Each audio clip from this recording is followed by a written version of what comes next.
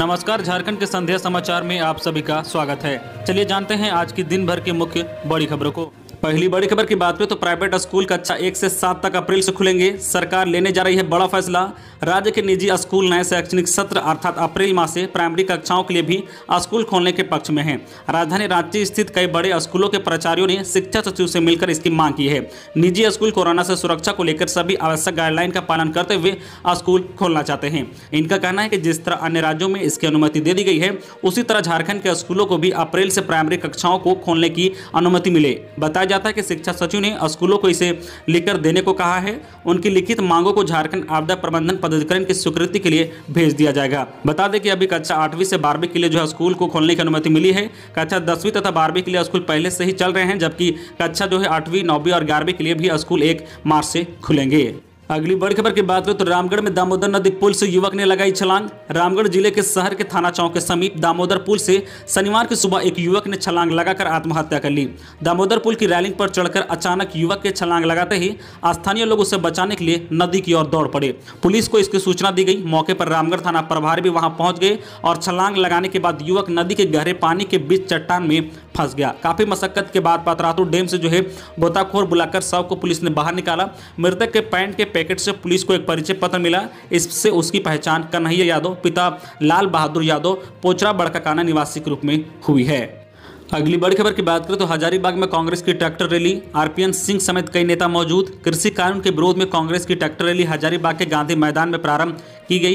कांग्रेस के जो है प्रदेश प्रभारी आरपीएन सिंह भी कार्यक्रम में शरीक होने पहुंचे। कृषि मंत्री बादल पत्रलेखा पिछले 10 दिनों से इससे लेकर हजारीबाग और आसपास के क्षेत्रों में तैयारी का जायजा लेने के लिए कैंप लगा रहे थे। बड़कागांव विधायक अंबा प्रसाद और बर्ही विधायक उमाशंकर अकेला अपने अपने समर्थकों के साथ ट्रैक्टर लेकर पहुंचे। मौके पर प्रशासन के द्वारा पुलिस बल की भारी तैनाती की गई थी। ट्रैक्टर रैली में जो है प्रदेश भर के कांग्रेस नेताओं का जुटान हुआ और कृषि मंत्री बादल पत्रलेखा, मंत्री जो है रामेश्वर उरांव समेत कई जो है विधायक कार्यक्रम में शिरकत कर रहे थे।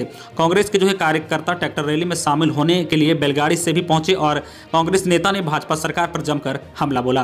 कहा कि जो है केंद्र सरकार द्वारा लाए गए कृषि कानून से कभी भी किसानों का भला नहीं हो सकता। जब तक कानून वापस नहीं होगा, किसानों के समर्थन में कांग्रेस आंदोलन करती रहेगी। अगली बड़ी खबर की बात करें तो बीएड कॉलेज में एडमिशन में गड़बड़ी। जेसीई सीईबी ने सेकंड इंटरव्यू के आधार पर हुए एडमिशन को रद्द किया। अब नई लिस्ट के आधार पर लेना होगा एडमिशन। झारखंड संयुक्त प्रवेश प्रतियोगिता परीक्षा परिषद ने बीएड में एडमिशन के लिए सेकंड काउंसलिंग को रद्द कर दिया है। बोर्ड की ओर से जारी नोटिफिकेशन में कहा गया है कि सेकंड ऑनलाइन इंटरव्यू के आधार पर कैंडिडेट की जो प्रोविजनल लिस्ट जारी की गई थी उसमें खामियां पाई गई है, इसीलिए उसे रद्द कर नई लिस्ट जारी की गई है। सभी अभ्यर्थियों को नई लिस्ट के आधार पर ही एडमिशन कराना होगा।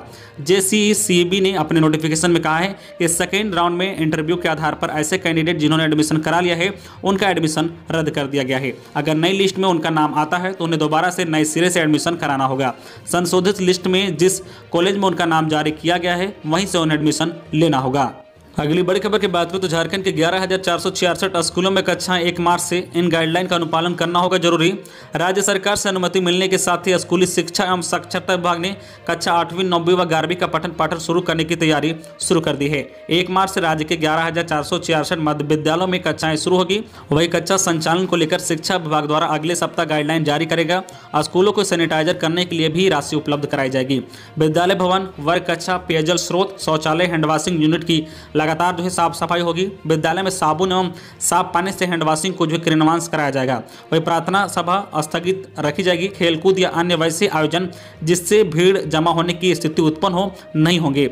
कोविड-19 से बचाव को लेकर जो है दिए गए निर्देश के अनुरूप मानक दूरी का पालन होगा। बीमार बच्चे, शिक्षक व कर्मचारी के विद्यालय आने पर मनाही रहेगी व सबको मास्क लगाना अनिवार्य होगा। अगली बड़ी खबर की बात करें झारखंड कोरोना अपडेट को लेकर तो राज्य भर में कोरोना के 51 नए संक्रमित मिले हैं। शुक्रवार को मुख्यमंत्री हेमंत सोरेन के निर्देश पर जांच का दायरा भी बढ़ाया गया है। कुल जो है 18,269 सैंपल की जांच की गई, जिसमें से जो है 0.27% संक्रमित मिले हैं। रांची में 28 संक्रमित मिले हैं। रांची में इस समय एक्टिव केस की संख्या 255 है। राज्य भर में अब तक जो है 1,19,528 संक्रमित मिल चुके हैं, जिसमें से जो है 1,17,977 स्वस्थ हो चुके हैं। वही 1,084 की मौत हो चुकी है। अभी कुल एक्टिव केस जो है 667 है। नए संक्रमितों में बोकारो, देवघर, धनबाद, दुमका, लातेहार व लोहरदगा से एक संक्रमित मिले हैं। वही पूर्व सिंहभूम में 17, राज्य से 28। वही शुक्रवार को राज्य में 51 संक्रमित स्वस्थ हुए हैं। अगली बड़ी खबर की बात करें तो 13 मजदूरों का अब तक पता नहीं चला। उत्तराखंड के चमोली में हुए हादसे के बाद झारखंड के 13 मजदूरों का अब तक पता नहीं चल पाया है। गुरुवार को एक लापता मजदूर का शव मिला था। इधर श्रम विभाग के कंट्रोल रूम से लापता मजदूरों के परिजनों से संपर्क किया गया है। परिजनों की काउंसलिंग की जा रही है। लापता मजदूरों के परिजनों को डिप्रेशन से निकालने के लिए कंट्रोल रूम के 5 सदस्यों को लगाया गया है।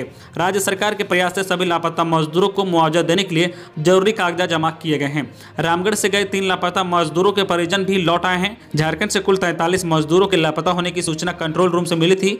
इसमें से 29 मजदूर सुरक्षित पाए गए हैं। अगली बड़ी खबर की बात करें तो टाटानगर स्टेशन के बाहर हुई ट्रेन दुर्घटना, मची अफरा तफरी। जमशेदपुर में टाटानगर स्टेशन में शनिवार सुबह 10:26 पर 5 हूटर बजे पूछताछ पर मालूम चला कि टाटानगर रेलवे स्टेशन से आगे एक ट्रेन की दुर्घटना हुई है। फिर क्या था, सूचना मिलते ही पूरा रेलवे हरकत में आ गया। सभी रेल के अधिकारी किसी तरह दुर्घटना स्थल पर पहुंचने के लिए जरूरी संसाधन जुटाने लगे। लगभग 10 मिनट के बाद ही दुर्घटना स्थल के लिए रिलीफ ट्रेन को रवाना किया गया। यहां पहुंचने पर पता चला कि रेलवे की 2 बोगियां पटरी से उतर चुकी है। एक बोगी पलटी है जबकि दूसरी बोगी उस पर चढ़ गई है। दुर्घटना में कई लोग घायल हुए हैं। मौके पर सिविल टीम और एनडीआरएफ की टीम पहुंची और घायलों के इलाज के लिए उन्हें मेडिकल सुविधा दे रही है। अगली बड़ी खबर की बात करें तो श्याम प्रसाद मुखर्जी विश्वविद्यालय में पीएचडी में दाखिल के लिए 6 मार्च तक करे आवेदन। रांची के डॉक्टर श्याम प्रसाद मुखर्जी विश्वविद्यालय में पीएचडी एड्रेस टेस्ट को लेकर नोटिफिकेशन जारी कर दिया गया है। इच्छुक विद्यार्थी 6 मार्च तक पीएचडी एड्रेस टेस्ट को लेकर अपना आवेदन दे सकते हैं। आवेदन ऑनलाइन स्वीकार किया जाएगा। जनरल कैटेगरी के विद्यार्थियों के लिए 4,000 रुपये परीक्षा शुल्क और ST/SC कैटेगरी के लिए विद्यार्थियों के लिए 3,000 रुपये शुल्क है। फिलहाल परीक्षा तिथि निर्धारित नहीं की गई है, लेकिन परीक्षा तिथि जारी करने के 10 दिन पहले ही एडमिट कार्ड जारी कर दिया जाएगा। अगली बड़ी खबर की बात करें तो मोदी की मुख्यमंत्रियों से चर्चा। पीएम मोदी बोले 70,000 करोड़ का खाद्य तेल बाहर से लाते हैं, यह पैसा किसानों के खाते में जा सकता है। प्रधानमंत्री नरेंद्र मोदी ने शनिवार को नीति आयोग की गवर्निंग काउंसिल की 6ठी मीटिंग को वीडियो कॉन्फ्रेंसिंग के जरिए संबोधित किया। इसमें राज्यों के मुख्यमंत्री, केंद्र शासित प्रदेशों के एडमिनिस्ट्रेटर और लेफ्टिनेंट गवर्नर शामिल हुए। इस मीटिंग में मोदी का फोकस किसानों पर रहा।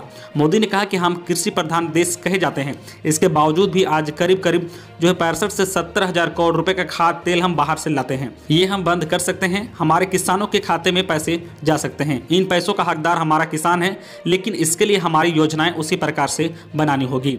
अगली बड़ी खबर की बात करें तो झारखंड के सीएम शरीर से सक्षम, बुद्धि से अक्षम। पूर्व सीएम रघुवर दास का हेमंत सोरेन पर हमला। चतरा पहुंचे झारखंड के पूर्व मुख्यमंत्री रघुवर दास ने हेमंत सरकार पर तीखा हमला बोला है। उन्होंने कहा कि 14 माह के हेमंत राज्य में लॉ एंड ऑर्डर भगवान भरोसे है। यहाँ सीएम से लेकर मंत्री, अधिकारी व आम जनता भाई के वातावरण में जी रहे हैं। चतरा में प्रेस कॉन्फ्रेंस के दौरान रघुवर दास ने मुख्यमंत्री हेमंत सोरेन पर विवादित बयान भी दिया है। उन्होंने कहा कि हेमंत सोरेन शरीर से सक्षम, लेकिन बुद्धि में अक्षम है। यही कारण है कि 14 महीने के हेमंत राज्य दुर्दशा के करारा पर खड़ा है। पूर्व मुख्यमंत्री ने कहा कि अबुआ राज के नाम पर हेमंत सोरेन के बबुआ राज में प्रदेश में विकास योजनाएं पूरी तरह से ठप है। ऐसे में राज्य सरकार विकास के बजाय बदले की भावना से काम करने में व्यस्त है। ये रघुवर सरकार के जन कल्याणकारी योजनाओं को बंद करने पर तुली है। तो ये थी आज की झारखंड की टॉप बड़ी खबरें। इसी तरह झारखंड की हर छोटी बड़ी खबर देखने के लिए आप हमारे चैनल न्यूज झारखंड चैनल को सब्सक्राइब करके बेल आइकन प्रेस कर दीजिए, जिससे आपको झारखंड की हर छोटी बड़ी खबर का अपडेट आप तक पहुंचता रहे। तो आज के लिए बस इतना ही। हमें दीजिए इजाजत, फिर मिलते हैं नेक्स्ट न्यूज में।